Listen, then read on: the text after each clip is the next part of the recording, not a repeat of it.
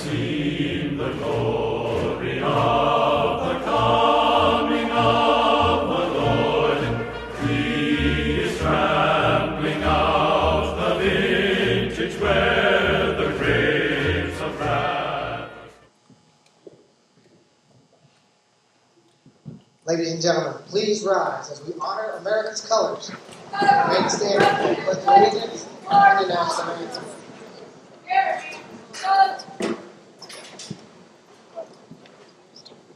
Forward, march.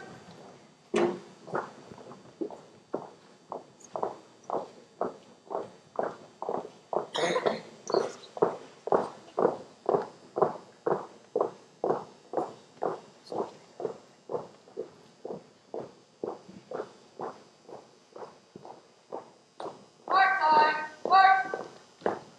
Left turn, mark. Duggar, halt. Present, done.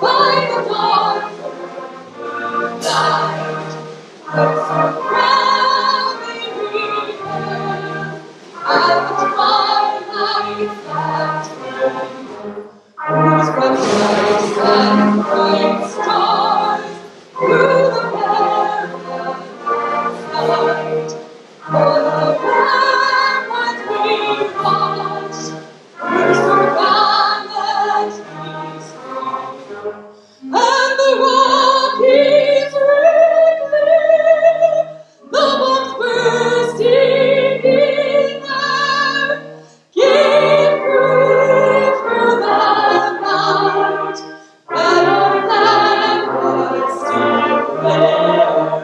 Oh, save us now, stars,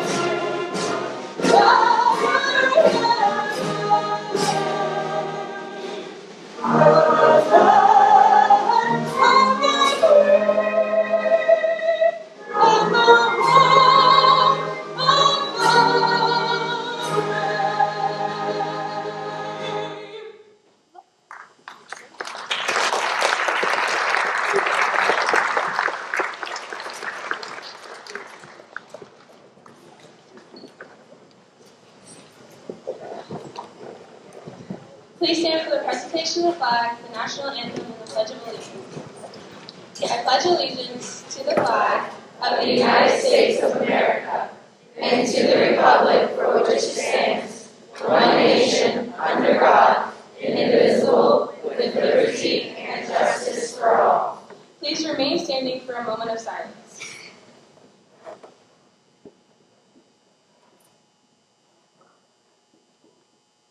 Order, color. From the hall, right turn, mark.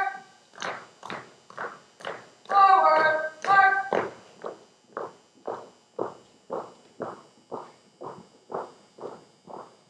Thank you. You may now be seated.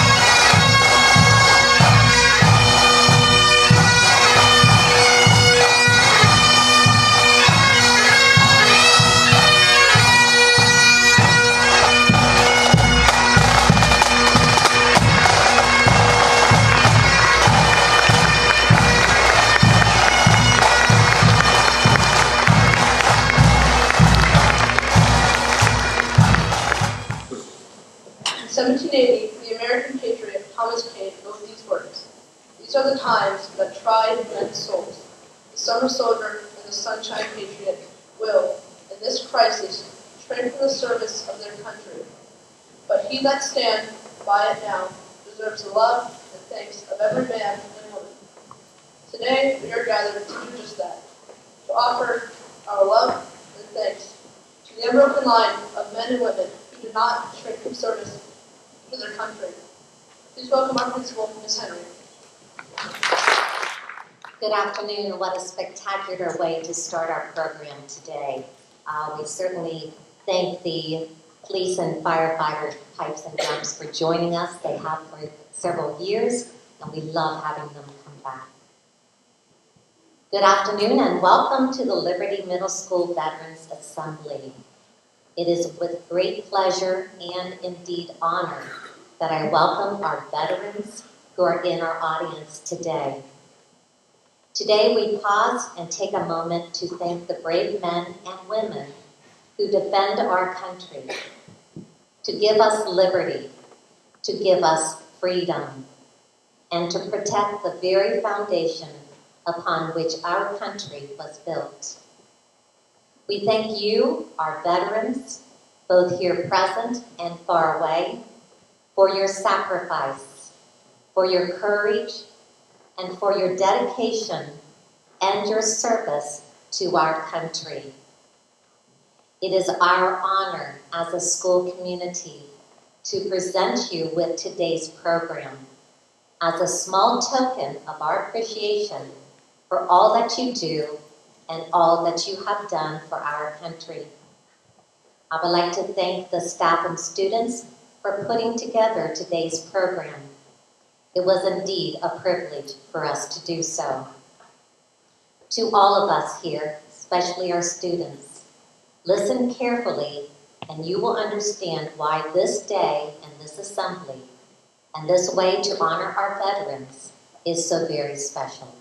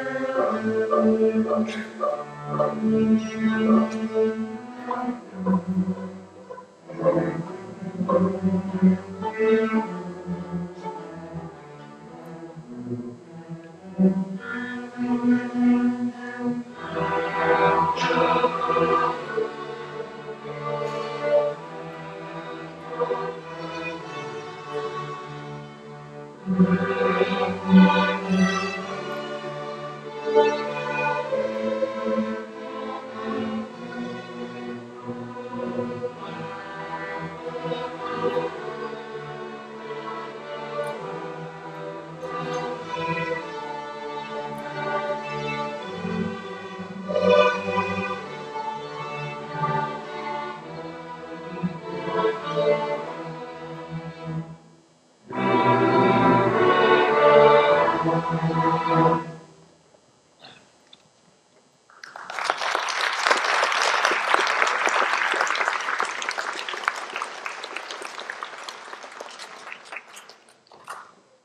second selection is inspired by the changing of the guard ceremony and is entitled Changing of the Guard.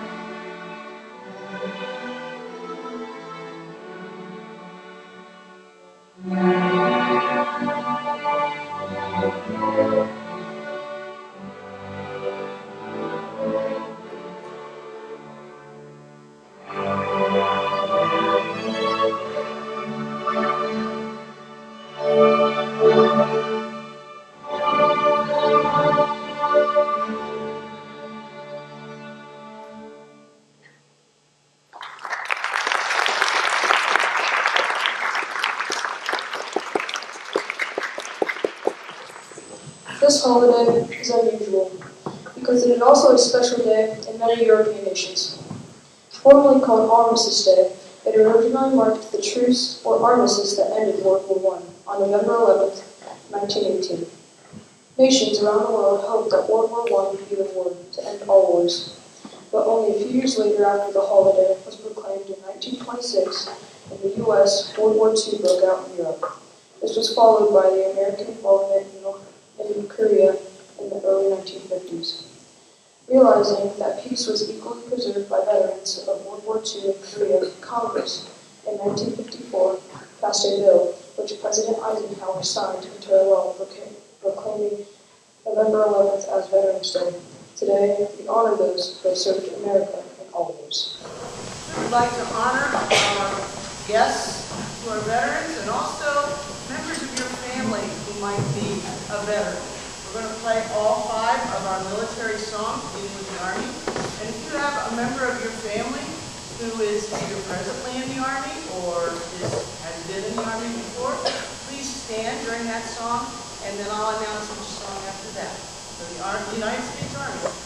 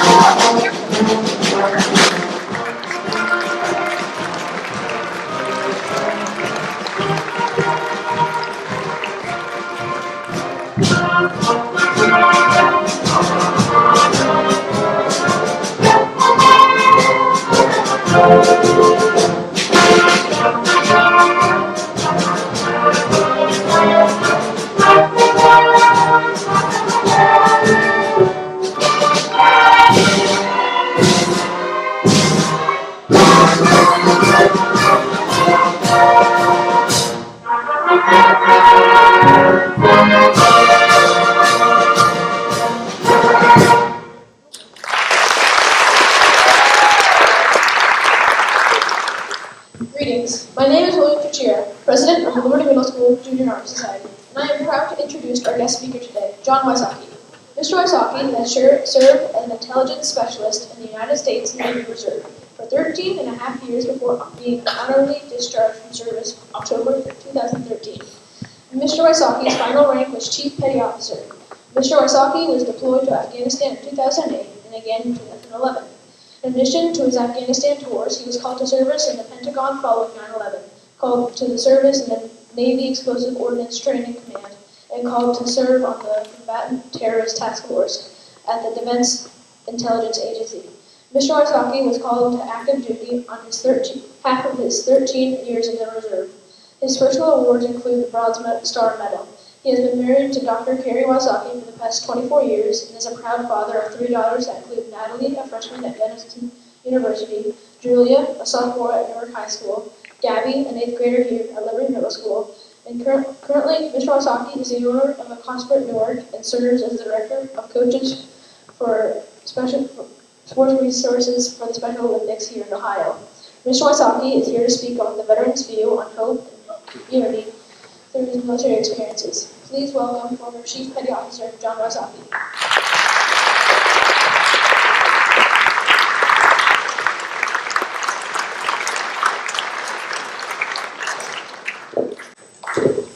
All right, good afternoon. Can you hear me okay? Yeah. Mr. Dunham, you good? Okay. All right, who did the stars? Who did the stars all around? Raise your hand.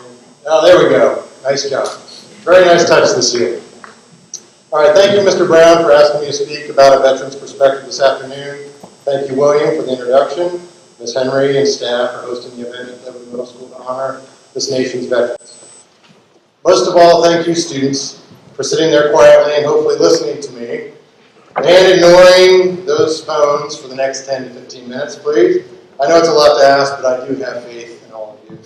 So who am I? You heard my general background, but more importantly, I am a husband, I am a father, a friend, a coach, a mentor, and yes, a veteran of the United States Navy. So why did I join in the first place? It was a year before September 11th, 2001 terrorist attack, and 2 of my girls were not even born yet, so that includes you, Julia, and Gabby. I had felt called to serve at a young age, probably at the age that most of you are in the bleachers right now. But why? Because of this movie right here, Top Gun. Anyone know that one? It plays a lot on TV. That along with G.I. Joe on television and Ronald Reagan in the White House, the military culture was expanding and the Cold War was almost over. I wanted to fly fighter jets and shoot down Russian MiGs, keep America safe. I also used to have hair like that. Fast forward to junior year in high school, finding out from an Air Force physician that my eyesight was too poor to qualify for the Air Force Academy's flight program. It was 2200 uncorrected, and that was a non-starter for the flight program. This was all before the wonder of LASIK surgery. So much for those flying lessons at the local airport that I was taking. I was off to Columbus and Ohio State to begin my adult life. So again, fast forward to graduating from OSU, meeting and marrying my wife Carrie, then entering a career which I thought was where I would belong and would provide financial stability to my growing family. The problem was my desire to serve had never left me. I wondered, even at age 28, was there still a way to serve in the military? Turns out there was. September 27, 2000, I was sworn into the United States Navy in my living room in the presence of my wife and almost 2-year-old daughter, Natalie. I was an old man in military terms, because most had gone in right after high school. I became a weekend warrior, a Navy reservist. I think The Simpsons even did a parody on the Navy Reserve one time. 1 weekend a month, 2 weeks a year, that's all that they asked for. Oh, and a little detail called boot camp in Great Lakes, Illinois, sometimes called Great Mistakes, Illinois. It wasn't what I really wanted, but at least then, pushing age 30, it was something I did not have to uproot my family for, leave my full-time job, so it seemed like a good compromise. I enlisted because the recruiter told me I would have a lot more fun, do all the cool stuff, and could switch over to the officer ranks whenever I wanted. Well, everyone's got a recruiter story, right? It didn't quite turn out that way, but fast forward again, this time to September 11th, 2001. I sat at work and received a call from my wife, Carrie. There appeared to be a terrorist attack going on. Planes were striking buildings in New York, later in Washington, D.C. And what would this mean for me? At first, it was a recall from my reserve commander just to make sure I was reachable to stand by for more information. 1 year later, it meant a lot more training and a specialization in intelligence, interrogation, explosive ordnance disposal, imagery interpretation, support to special operations, you name it, I got trained for it. Still, I waited. This highly trained weekend warrior ready to fight in Newark, Ohio. My friends razzed me a lot that being in the Navy, was I going to protect the Licking River and Raccoon Creek. It was good fun. I still enjoy those trips. Fast forward to early summer of 2007. My number was finally called for an overseas deployment. It was my turn. I was to be an individual augmentee, recalled to active duty as an individual service member to assist a combat unit rather than being part of an entire unit recall. The war in Iraq was hot and heavy, yet normalizing, and the war continued in Afghanistan and was getting worse. Afghanistan would be my destination for 15 months. I pulled the longest deployment of anyone in my unit. Meanwhile, my daughter Gabby was in the midst of chemotherapy treatments for a brain tumor. I had a career which appeared to be on the rise, and a family of 5 now to support. The call to service seemed to come at the worst possible time. But here's one reason why we celebrate Veterans Day. Every year, despite our own desires, our inherent selfishness, we serve. We as veterans placed our own well-being and freedom aside, donned the uniform of our service branch and nation, and we served as agreed to when I raised my right hand in my living room in September 2000 as then Lieutenant Wade Evans from Granville swore me into the Navy. Today, I am not going to tell you a bunch of war stories because most of them really are deeply personal. We got Steve Burns on there coming up. There he is. Okay, so that was my last day in Afghanistan. That was his first day in Afghanistan. You can see the smile on my face. And he was coming in to take over for me. And of course, he had his full battle rattle on. And I could care less at that point. Okay? Thought they could get me. That was a great day there. I am grateful that I was older when I was deployed. I felt better equipped to deal with the adversity I faced and help other soldiers and sailors too through the tough times. I will tell you that oh yeah, we're going to go over there, take charge, take names in battle, did not last very long once we got to our desert base in western Afghanistan. The enemy was not clearly defined, yet was all around us. They were insurgents or rebels against the government of Afghanistan, and therefore against us in our support of what was called the government of the Islamic Republic of Afghanistan. Some were Taliban, but most were merely against any occupation of their country by a foreign army. Way back to Alexander the Great, Genghis Khan, the British Empire, the Soviet Union, and finally us. For the most part, we underestimated their resiliency and dedication to the fight and how creative they could be in their rebellion. They knew the territory, all the hiding spots, and even our vulnerabilities all better than we did. War was complex with ever-changing rules in a very unpredictable environment. When I say rules, I mean rules of engagement, which was our mission there, winning hearts and minds and determining when or not we could engage the enemy. Much of the training I had received had to be adjusted on the fly to stay relevant and keep my troopers safe.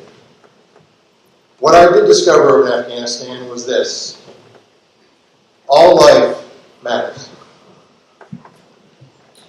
And all loss of life was tragic.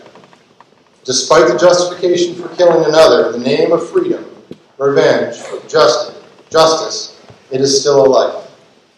A life surrounded by people who cared for them, with each side feeling justified in their sacrifice, and sometimes merely being in the wrong place at the wrong time. Make no mistake, war is not fun. War is indeed hell on earth, and tends to remove any innocence someone had prior to their exposure to it. Sadly, despite all of this, war sometimes becomes necessary, and someone needs to fight it. We are still fighting a war in Afghanistan. We still have troops downrange, now the longest war in our nation's history. So, who fights this war or acts as a deterrent to more conflict? Well, it's the 1%. The U.S. military employees, our active and reserve component, equivalent to 1% of our total population in the United States. These 1% protect the 99% from all threats, both foreign and domestic.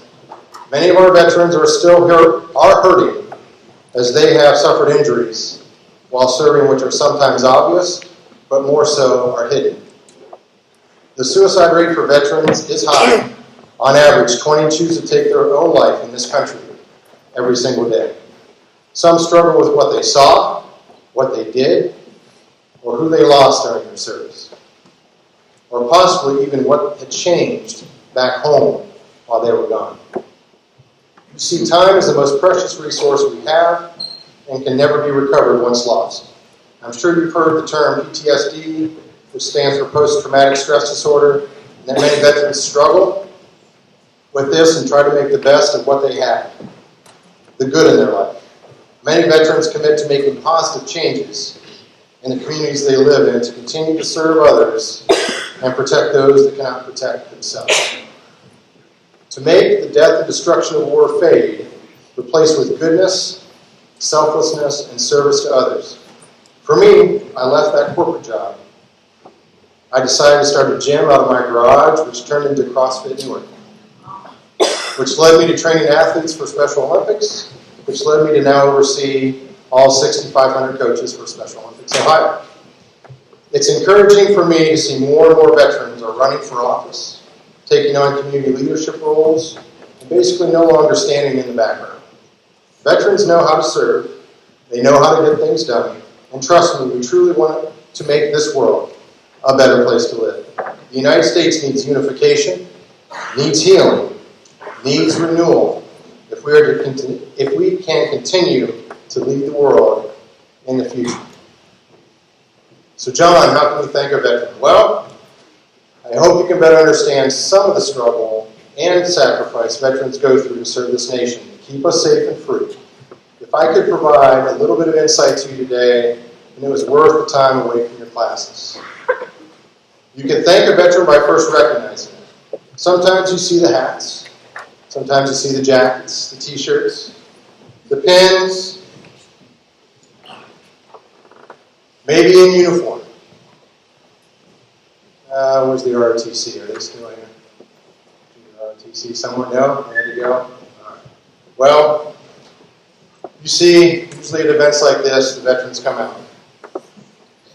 And most of us are pretty shy about our service, to be honest. We served because we thought it was right and honorable to do so. We were never looking for the credit. Some of us just fell in love with the Cold War era movie like Top Gun, or a lifestyle of service to others. We all came in the military for a slightly different reason, and some never returned their loved ones, and we honor them on Memorial Day each May. Regardless of when, or where, or how long a veteran served, or what title they held, they all raised their right hand and swore to protect us, even if it meant their life. All veterans share this common bond, regardless of which service branch they were affiliated, Army, Navy, Air Force, Marines, or Coast Guard. And when I saw the color guard come in from that fantastic junior Air Force ROTC unit at Newark High School, knowing that several, if not all of them, are future members of that 1% who will serve in the military, knowing that one of them was my middle daughter who aspires to become a jet fighter pilot. It's kind of ironic. I know what lies before them, and I also know how difficult it will be. But it will all be worth every sacrifice, as this one nation, under God, indivisible, with liberty and justice for all, needs that 1% now more than ever. Today, simply thank a veteran for their service. If they happen to want to share a story with you, put away that phone, listen, ask questions, care about them like they cared about you in the first place. To serve. Veterans Day. It's more than just a free meal at Applebee's or Texas Roadhouse. It represents the one day each year when we take pause and remember all those who serve this nation and continue to serve our communities with all that they have learned during their time away. I can say that we gave it our very best. Thank you, students, teachers, administrators, parents, for your time and attention.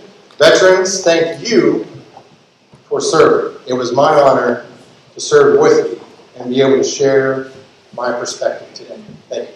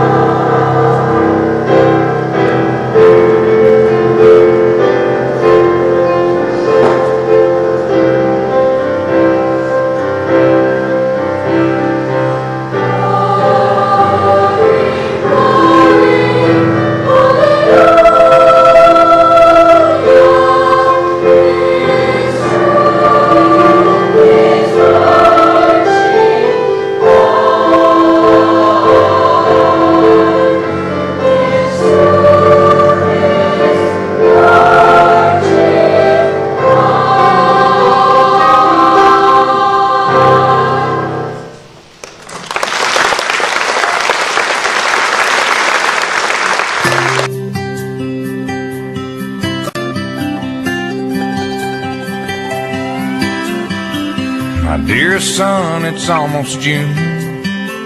I hope this letter catches up with you and finds you well.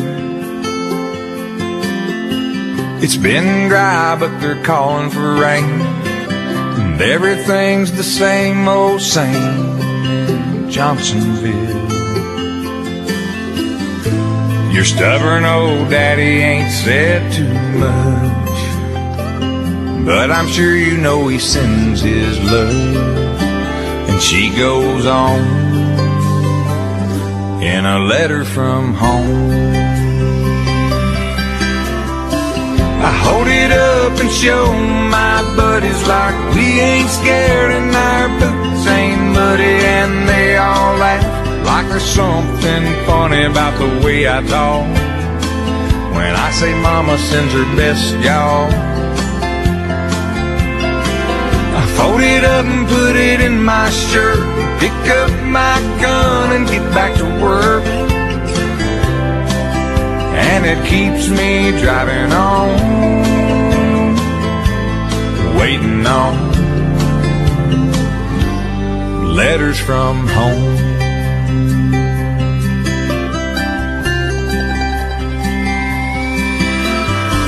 My dearest love, it's almost dawn.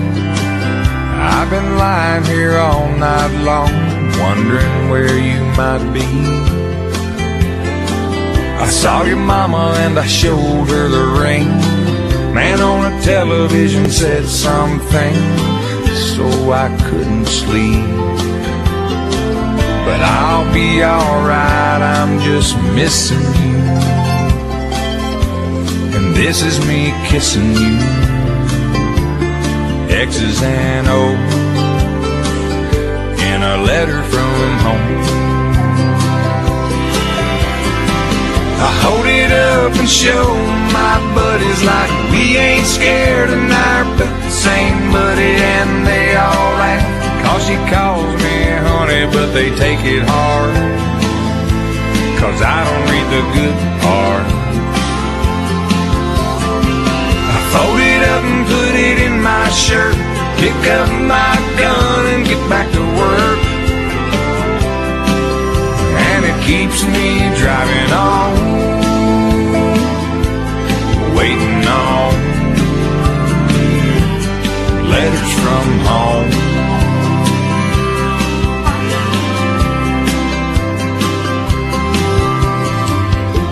Dear son, I know I ain't written. I'm sitting here tonight alone in the kitchen. It occurs to me I might not have said it, so I'll say it now.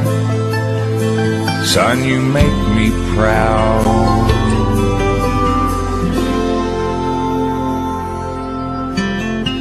I hold it up and show my buddies like we ain't scared and our boots ain't muddy, but no one laughs, 'cause there ain't nothing funny when a soldier cries. And I just wipe my eyes. I fold it up and put it in my shirt, pick up my gun and get back to work. And it keeps me driving on, waiting on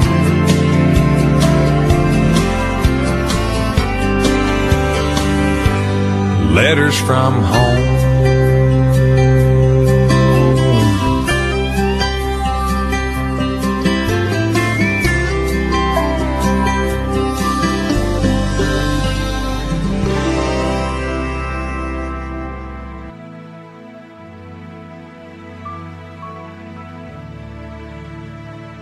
I'm just trying to be a father, raise a daughter and a son, be a lover to their mother, everything to everyone.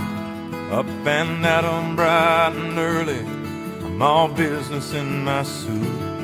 Yeah, I'm dressed up for success, from my head down to my boots. I don't do it for the money, there's bills that I can't pay. I don't do it for the glory, I just do it anyway. Providing for our futures, my responsibility. Yeah, I'm real good under pressure, being all that I can be. I can't call in sick on Mondays when the weekend's been too strong. I just work straight through the holidays, sometimes all night long. You can bet that I stand ready when the wolf growls at the door. Hey, I'm solid, hey, I'm steady, hey, I'm true down to the core. And I will always do my duty, no matter what the price. I've counted up the cost, I know the sacrifice. Oh, and I don't wanna die for you, but if dying's asking me, I bear that cross with honor, 'cause freedom don't come free. I'm an American soldier, an American. Beside my brothers and my sisters, I will proudly take a stand. When liberty's in jeopardy, I will always do what's right. I'm out here on the front lines, sleep in peace tonight. American soldier, I'm an American soldier.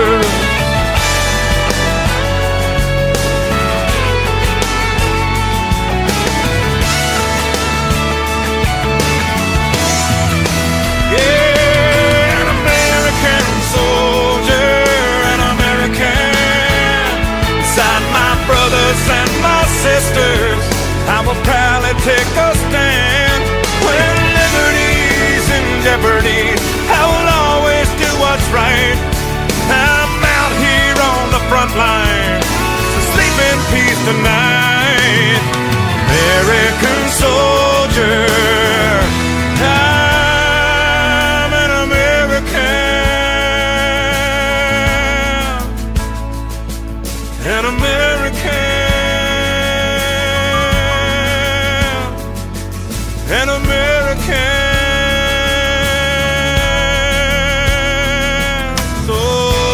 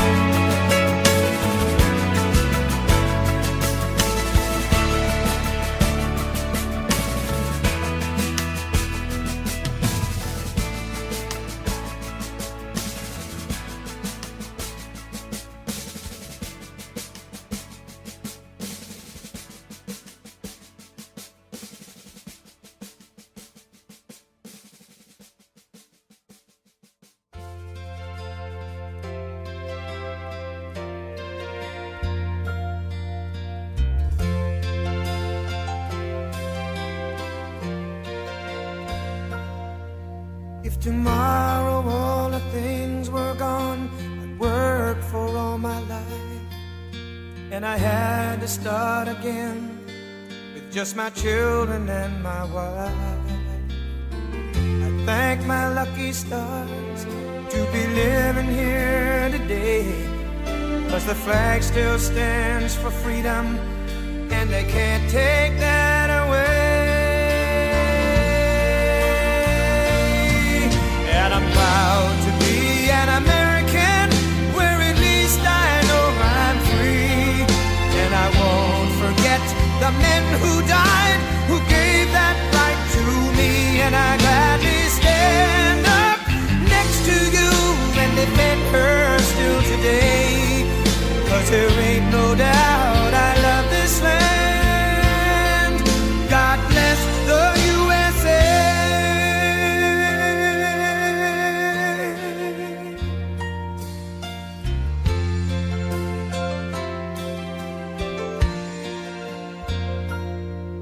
From the lakes of Minnesota to the hills of Tennessee, across the plains of Texas, from sea to shining sea, from Detroit down to Houston and New York to LA, where there's pride in every American heart, and it's time we stand and say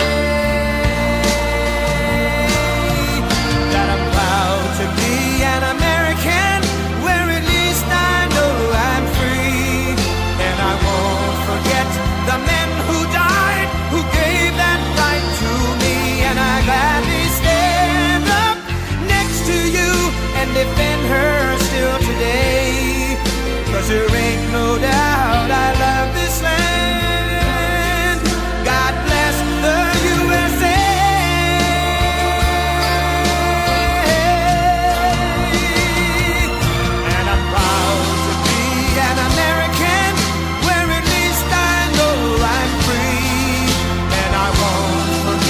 The men who died, who gave that right to me. And I gladly stand up next to you and defend her still today, 'cause there ain't no doubt I love this land. God bless the USA.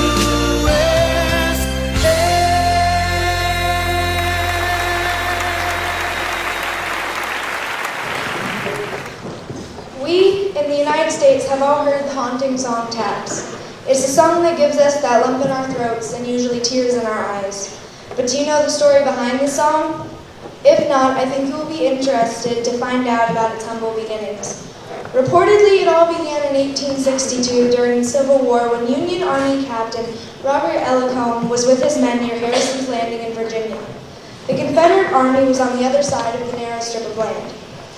During the night, Captain Ellacombe heard the moans of a soldier who lay severely wounded on the field. Not knowing if it was a Union or Confederate soldier, the captain decided to risk his life and bring the stricken man back for medical attention. Crawling on his stomach through the gunfire, the captain reached the stricken soldier and began pulling him toward his encampment. When the captain finally reached his own lines, he discovered it was actually a Confederate soldier and that the soldier was dead. When the captain with a lantern suddenly caught his breath and went numb with shock. In the dim light, he saw the face of the soldier. It was his son. The boy had been studying music in the South when the war broke out, and without telling his father, the boy enlisted in the Confederate Army. The following morning, heartbroken, the father asked permission of superiors to give his son full military burial despite his enemy status. His request was only partially granted.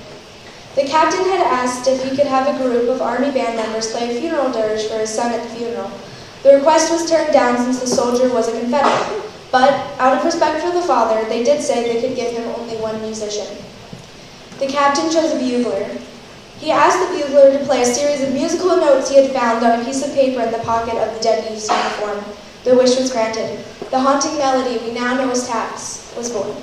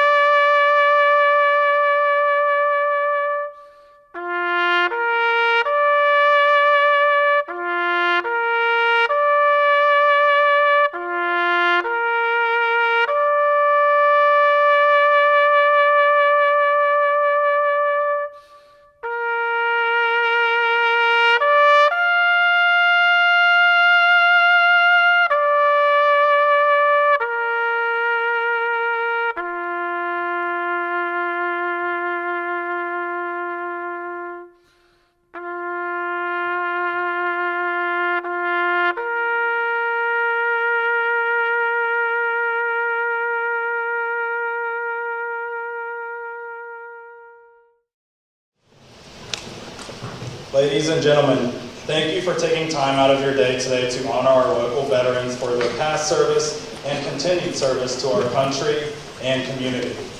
We would like to extend a special thanks to our guest speaker, Mr. Wysocki, for coming in today to give us further insight on a veteran's view.